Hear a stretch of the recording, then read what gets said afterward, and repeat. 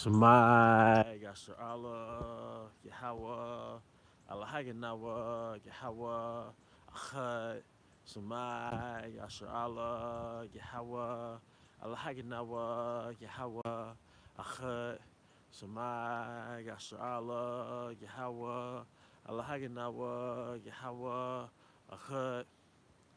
All right, Brakat Yahweh, Brakat Yahweh Shai, Brakat Yahweh, Brakat Yahweh Shai.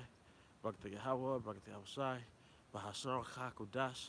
I want to give double honor to our elder apostles and elder bishops of Great Millstone who rule well. Peace and blessings, health and wellness to the house of David the elect. As a hop, spirit, we in Judah. And today I want to go into a lesson, a topic entitled Earth Would Be a Joy for the Nation of Israel. And the reason why I'm doing this, because the spirit was on me. I was meditating on something a few days ago that we've been deprived of the simple delights that we're supposed to have as Israelites on earth. All right? As it tells you in Isaiah 45, the earth was meant to be inhabited. And if you look in the planet Earth and you see everything that Yahweh Bashma Shai created, it was mainly for the elect. It was for the elect, man. It was for the nation of Israel. All right? Now, you're supposed to enjoy life on earth. When the Most High recycled your spirit into this earthen body, there's things you're supposed to enjoy. Hey, Shalom, my brother, Yahabashma Shah, Brakatah. But you're supposed to enjoy life on earth. Maybe that should have been a title, who knows, through the spirit. But you're supposed to enjoy life on earth. And we're in this cemented concrete beehive jungle, all right? And when you're in this cemented concrete beehive jungle and you're made subject to payments pursuant to Baruch 3, and I want to say 3 and 8, we're made subject to payments. It's really hard to enjoy life on earth because really, although we're on the planet Earth, we're really in Esau's power grid. So most of us who live in a metropolitan area, all right, who live off the conveniences of living in a metropolitan area, we've really never experienced life on earth. We really experience life in the power grid, all right? Whether you're in the suburbs or the city, you really experience life on the power grid. And you experience being a wage slave. As it tells you in Lamentations, the 5th chapter, we've drunken our water from wine, and our wood is sold unto us. But we have natural impulses that's created in us, all right? This part of our experience on this earthen plane, all right? And for example, you wake up with a reproductive drive, all right? But in this matrix, in this concrete jungle, there's all types of contraceptions that keep you from giving birth. There's even the freedom to have an abortion to keep you from giving birth. And even if you have a child, that comes with frustrations because maintaining a child is expensive, all right? Raising a child while you're being a wage slave is just an inconvenience. But you know what I'm saying? You know, watching over your child and watching them grow up in the belly of the beast, it is not convenient, man. You know? We're not the Israelites that push you to have big families here. Now, of course, you got a woman, you deal with her. It's very realistic that you can have offspring. But we don't push that, you know? You see? But furthermore, there are certain things and certain delights, according to the scriptures, that we've been deprived of, man. All right? We've been deprived of a family. You know, brothers been in this truth for a while. Brothers have been self-preservationists because of Babylon. Brothers get in their 30s and 40s and haven't had offspring, man. All right? Or women, they feel like, you know, I can't really afford it. We can't afford it. They don't have offspring, man, because of the nature of this concrete jungle. You see? So, because of the nature of this concrete jungle, it's an inconvenience to have offspring. Don't you know that those supposed to be one of your delights on earth, pursuant to the scriptures? It says in the Psalms, there's no greater joy, roughly paraphrasing, than a man seeing his son's sons. You know, like your delight is your grandkids, man. And I've experienced that, and I've seen it with other people, how their delight is their grandsons, man, or their grandkids. You know? A lot of us have been deprived of that, man. All right? It's not supposed to be a burden to have children, man, to have sons and daughters. That's not supposed to be a burden, man. You taking them to hospitals and they're getting all type of injections. Where is that in the scriptures? But you go and visit an off the grid community such as the Amish, you know, and they don't have injections, and their babies are fat and healthy. All right. So one of the things that you've been deprived of, brothers, is families. Families is supposed to be a blessing. Families is supposed to be a blessing. You know, you have a house that you inherited from your father, or maybe you paid a carpenter to build you a house. Then you go and cop you a helpmeet. You know, go get you a helpmeet. You know, from this particular family, this reputable family. She comes in knowing her duties. All right, y'all live on the land. You know, and you do your labor, whatever your craft is, whether you're a farmer, whether you're a carpenter, whatever your craft is, a fisherman. But you go back home to your wife, you enjoy your wife. A lot of us don't even have a wife. So you gotta live with these urges. And I'm just keeping it real. You gotta live with these urges, not really to have sex, but really to reproduce yourself, man. Anything that's imperative to your survival, all right, is given it to you in the form of a drive. So you got brothers in their teens, 20s, and 30s, and they have these drives that they really can't act on because it's not convenient. You know? So you're supposed to have a house that you've gotten built by a carpenter, all right? An Israelite carpenter, all right? You might have had, when you got your wife, you know in the scriptures you could buy you a maid servant. You know you could buy a maid servant. So you got your wife, you might have your little maid servant too. So your help me gotta help me. We're deprived of that. Don't you know it was natural for an Israelite man to have multiple wives? Like 2, 3 wives? It's in your nature. And you're supposed to enjoy that. You're supposed to have a wife of your youth, that your first wife, that y'all might have got together when y'all was 14, 15, pursuant to the what? The book of Tobit. That brother was 14 when he got that woman, man. So imagine you 35, 40, and you with that same woman you were with when you was 14, man. Y'all grew up together. Had kids, man. Had offspring, had sons and daughters. That's a certain bond and a connection. But now what happens realistically, some brothers have had sons and daughters when they're 14 or 15, but they're not with the mother of that child most likely. Because that's how Babylon doesn't engineer life to be consistent. It always changes. You know? There's always exes. There's always baby daddies, baby mamas. There's always ex-wife this, ex-husband that. You know? But in the old country, it was not so. In the motherland, which pursuant to Galatians 4:26, the motherland is really Jerusalem. Right? You're deprived of that, brothers.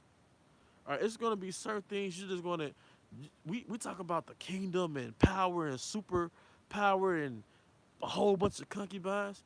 Bro, you're going to enjoy the nation of Israel. You're going to enjoy the simplicity of life. It tells you in the scriptures how the elder men and elder women going to walk up and down the streets of Jerusalem. The children going to play.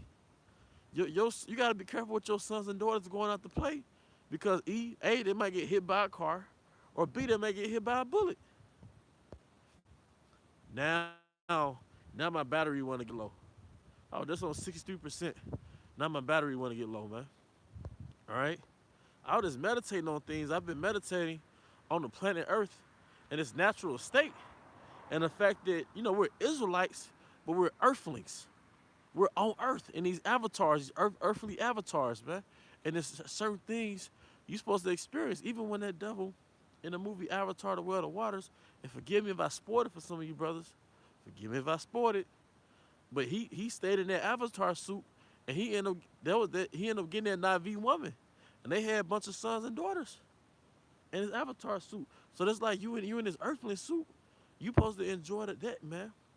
The Most High didn't create us to be in this Roman Empire where you become some seven-figure, high-value man with Bentleys and Mercedes and all that stuff in this concrete jungle, and your convenience comes from the rest of the world being in slavery. For example, us buying Nikes, the Nike shoe, in the urban environments, having Nike, having Jordan, that was like an expectation. But these Nike factories are in Bangladesh, where they're basically slave workers, getting paid $1 and some a day, man, and they go back to the fucking slums. So the world has to go in slavery for us to live like the Romans in America. So that's not gonna happen in a natural pristine world. The world's gonna go in slavery for putting us in slavery, and they're gonna build up the kingdom. But it's in general, your convenience is a high value, whatever. It comes from child slaves, man, or just slaves in general, minimum wage workers. All right, or you can't have children comfortably until you make $250,000 a year. That's bullshit, man. You know, you got something called health care.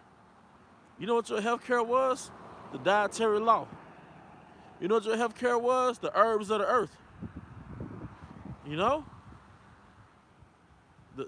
so you know what the daycare center was? Your wife and maybe her mother. That was your daycare center. Those sister wives, man.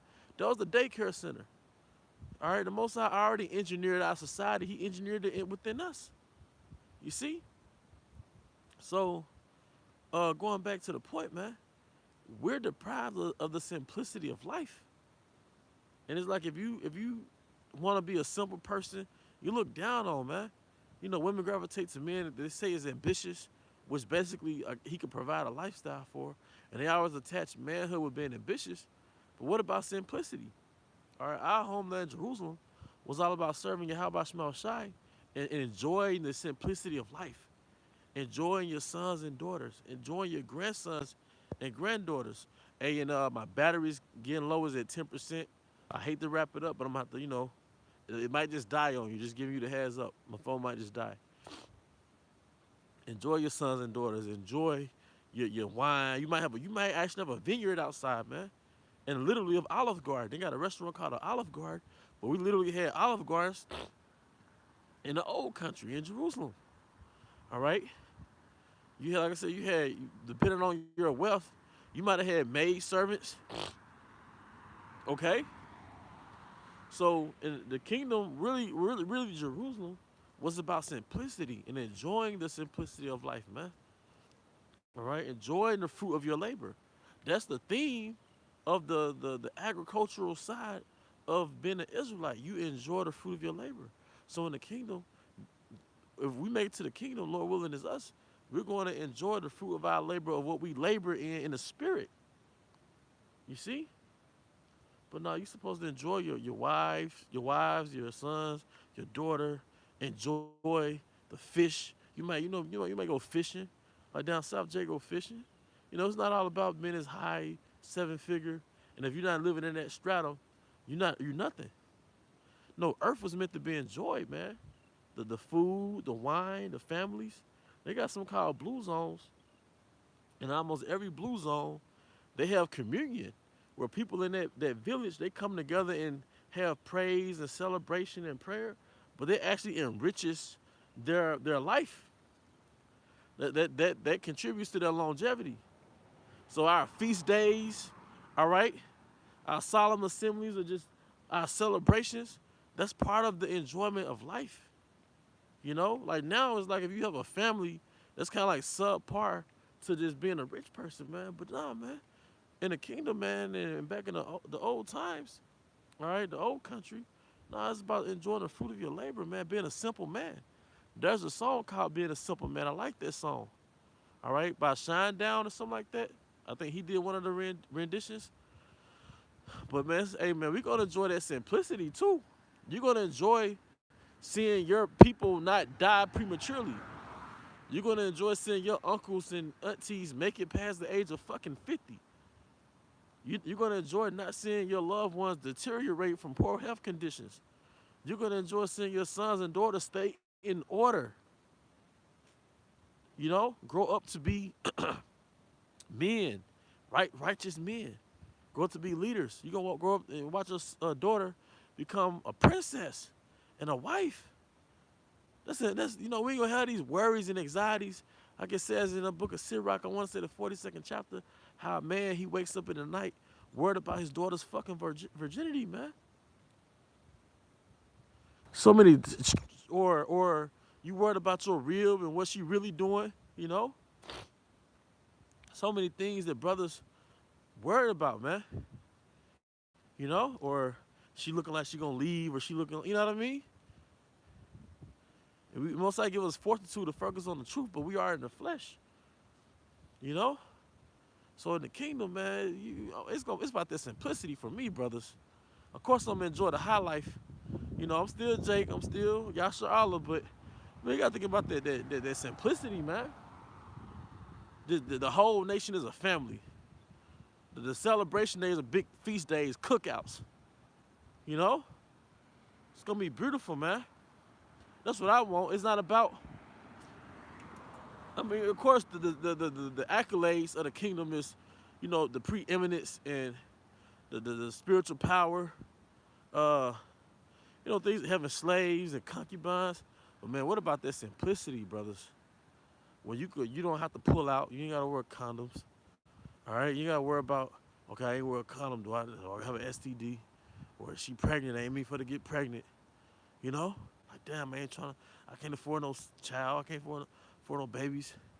Or y'all, you might have a baby mama, but y'all don't have that harmony and that unity, man. And it tells you in Sirach, I want to say the 23rd chapter, it might be 25th. You correct me on the comment board, Bakasha. But it tells you one of the things that he takes delight in, Most High takes delight in, is a man and a woman who agrees. A lot of us got women that we don't agree with or don't agree with us.